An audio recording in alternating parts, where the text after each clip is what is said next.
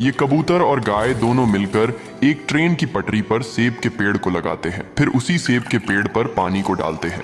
अब धीरे धीरे सेब के पेड़ से बहुत सारे फल आने लगते हैं और सेब का पेड़ बहुत बड़ा हो जाता है। तभी अचानक उसी पटरी पर ट्रेन आ जाती है और कबूतर ट्रेन को रोकने की बहुत कोशिश करता है, लेकिन ट्रेन सेब के पेड़ से टकरा जाती है और सेब का पेड़ नष्ट हो जाता है। फिर कुछ समय बाद उसी पेड़ पर एक नया सेब का पौधा उग आता है, लेकिन कबूतर और गाय फिर भी रोने लगते हैं क्योंकि किसी ने लाइक सब्सक्राइब नहीं किया।